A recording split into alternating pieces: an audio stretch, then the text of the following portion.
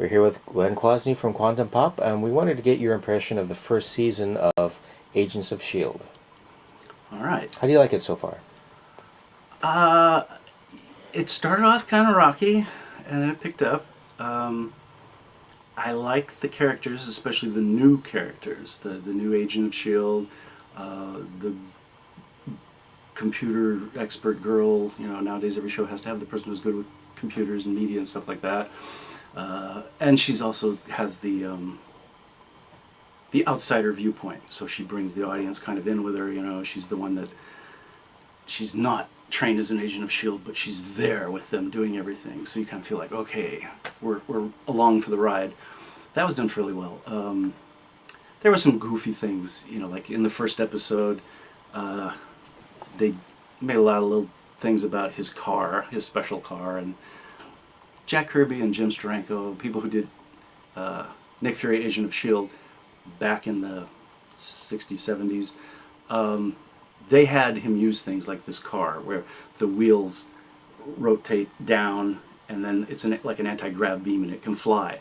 And so, you know, they did that at the end of the movie, which was great for all of us old fans going, oh yeah, the car, the flies and all this. But I'm sure a lot of people who didn't read the comics and don't know about that stuff went, oh, they ripped that off from Back to the Future, which they didn't. They did it first in the comics. Back to the Future ripped it off from them. So there you go. Just so you people know, you know. Of course, who knows? It may have come from something back in 50s science fiction, but, you know, this stuff gets around. Anyway, there are rocky things like that where they're trying to take this comic history and shove it into the modern TV medium. Some of it came off clunky and didn't work. They also bring in stuff from the movies. The Iron Man movie, I forget what it was called, but it was a scientist came up with this stuff that you inject it into somebody and it can give them superpowers. I mean, it makes them strong and everything, but then eventually they blow up. The human body can't metabolize it correctly and so forth. And so that was in the third Iron Man movie. And they've introduced that into Agents of S.H.I.E.L.D., so it makes that connection that yes, this is the same universe. And they also keep making references to the Battle of New York, you know, which was the first Avengers movie. So they are making these connections. They're doing little things like in the first couple episodes there was this guy who a young black man who gains super strength and everything, and you're kind of thinking, oh, it's going to be Luke Cage, but then it turns out it's not Luke Cage. And I don't know if it was like if this is their Luke Cage, but they call him something different and his history is different, or if he's just a guy that they kind of made look like Luke Cage for us fans, but it's not, and maybe there's another guy out there who'll be Luke Cage someday if they get that far. So you know, it's that nice kind of, you know, it's like, okay, you know, it's enough to keep you coming back, especially if you're a fan. I don't know about general audiences, but at the same time it was kind of clunky. I was kind of disappointed. I mean, here they had this nice blend of the Marvel Universe and spies, you know, secret agents, that kind of thing. James Bond, Man from U.N.C.L.E. Oh, so people may not know Man from U.N.C.L.E., but that was James Bond era TV show. Robert Vaughn, David McCallum, great show. I loved it. Had all the toys, but that spy era from the 60s. This was kind of I saw this as kind of a chance to maybe revive a little of that feeling. I always liked the whole spy thing. You know, Danger Man, you know, secret agent, and all that kind of stuff. But I thought there was an opportunity there to do that, but they seem to be kind of fumbling around with. They have this one tall, dark-haired guy who's James Bondish, and they have him do James Bond type stuff at the beginning, but then once he becomes part of this group, this S.H.I.E.L.D. group that's, you know, become this unit, he kind of loses a little of that. He's kind of like just standing around becoming the guy that they bounce things off of, so to give the audience information. Yeah, it's like, because they have to explain everything to him, because he's a field agent, he doesn't know about the science or whatever. They got this great science couple, Irish name, Finn, and anyway, they always say the two names together. So like even initially when they bring this girl on board, she thinks they're talking about one person, and then she meets them and it turns out it's two different people, but everybody always speaks of them as a unit. They run their names together, and I thought that was very clever, and it reminded me of Pacific Rim. the two scientists in Pacific Rim, where they had two different scientific disciplines and they were always kind of arguing about things. These guys have two different scientific disciplines. They don't so much argue about things, but they do have their, you know, my field is better than your field kind of a thing. But they work together very well. So I like them. I like those characters. And that was the kind of thing I was going. I wanted to like this show. I especially wanted to like Agent Coulson because I loved him in the movies. Of course, he had very small bits in the movies until Avengers, where they gave him a bigger part. But I just thought, oh, I like that guy. There's something about that guy I like. I like the idea of a guy who doesn't look exceptional, and yet he's actually their best agent. You know, I just love that idea, and it makes sense for a spy. You know, you don't want James Bond, a guy who everybody looks at and goes, oh, he's cool and he looks like he could do anything. No, you want a guy, you know, a little balding, maybe a receding hairline, kind of like blend in. You wouldn't expect anything. He blends in, and yet he can take on anything. But so I like the actor and I like the character. But then they started doing this goofy thing about how they brought him, you know, back from Avengers. He supposedly died in Avengers, and now he's back. And they kind of tried to make it a mystery. At the end of the first run, let's say that, they were still just sort of alluding to it. Now during this last batch, they've actually come out, you know, with a lot of what actually happened to him, how they brought him back and everything. And that I felt they kind of flubbed up too. It was like, you know, they're rewiring his brain or whatever, but his reaction to it, and it's like, they're not really, maybe they just want to stretch that out or something, but it wasn't like, oh, why is this not a good thing? I mean, he's reacting to it like, oh, they did this to me, why didn't they let me die? And it's like, okay, you were in pain at the time and may have shouted you wanted to die, but now you're back, you're alive, you feel fine.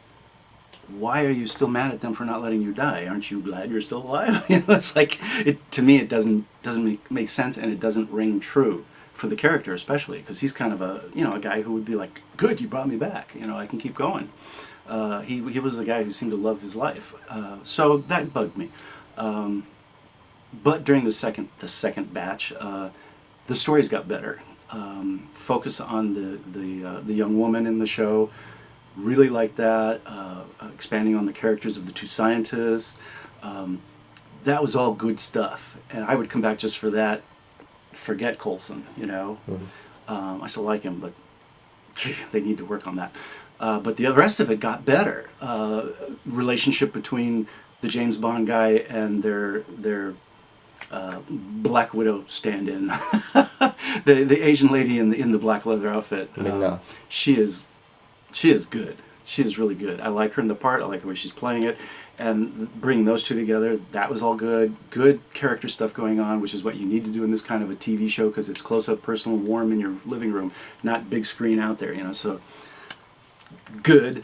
And then they kind of wrapped it up with you know, a nice cliffhanger kind of a thing where you know, what's going to happen, you know, and I believe now they are into the third season. And it's going well. They're putting in a lot of little Easter eggs for those of us who are going, oh yeah, that's from the comics, whatever. And they're doing something which I think is really smart now. They're labeling the story arcs.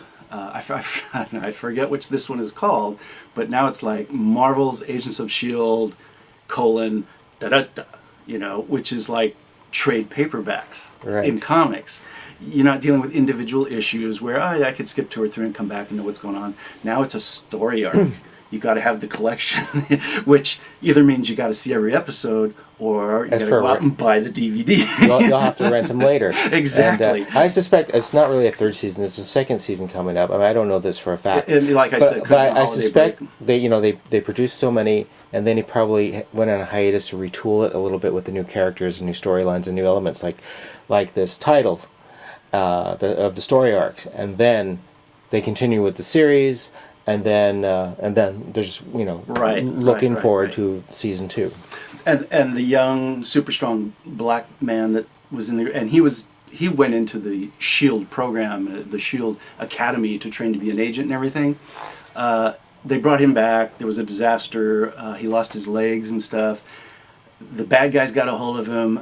But now they've brought him back as a cyborg kind of a thing. And this file comes out, and it's called the Deathlock file or something like that. And I go, oh, Deathlock, of course, he's Marvel's cyborg. So that's who I thought was Luke Cage has turned out to be Deathlock, which, and again, they're changing it from the comics, because in the comics Deathlock was a guy in the future, but now they're making him a guy in the present. And, okay, so this next batch, much better. I think they're starting to get their feel for it. You know, they've got a good foundation and they're building on it. They still need to fix Agent Coulson, I think, but you know, if they can get that down, the rest of the characters are humming. I mean, they're really a nice unit, and they seem to be working good chemistry and everything. Other characters they're bringing in, villains and so forth, good. Marvel DC connection, that's what I was thinking about. Black guy, now Cyborg, wasn't in the comic, now he is. When I first saw him with the Cyborg parts, I was like, oh, it's Cyborg. And then I went, oh no, wait a minute, that's DC. DC for years now has had a young black man who is a cyborg, and I'm thinking, oh man, Cyborg is a pretty popular character over at DC. Marvel has co-opted it. If DC tries to use Cyborg now, the general audience are going to go, oh, they ripped that off from Marvel. Not knowing that Marvel ripped it off from DC, which takes me back to the early 60s, when there was this whole thing about DC had a comic called Doom Patrol, and it was these misfit guys that the rest of the world didn't understand. You know, they didn't see them as heroes, and their leader was a guy in a wheelchair. Then over at Marvel, all of a sudden they had a comic with mutants who weren't understand and weren't seen as heroes, and they had a leader, Professor X, who was in a wheelchair. And it was so easy to go, hey, which one of these came out first? You know, it's like, who's ripping off who here? But you know, these people all work together. They're in the same field. They talk to each other. They have lunches together. It doesn't matter what company they work at. You know, they're throwing ideas around. So there's a lot of filtering going on, and I don't think anybody ripped off anybody. But it's, I remember as a fan back then, I was a DC fan back then, so for me it was like, Doom Patrol, X-Men sucks. You know, of course later on I became an X-Men fan. I wasn't a Marvel zombie ever, but so that kind of stuff happens. And we're talking about Marvel Agents of S.H.I.E.L.D, and it did get better, and I think they're on the right track now, and it's going to get much better. What else can I say? Probably a lot. Oh, well, we'll stay tuned. Stay tuned for more in the future. All right. Thanks a lot, Glenn. You're very welcome.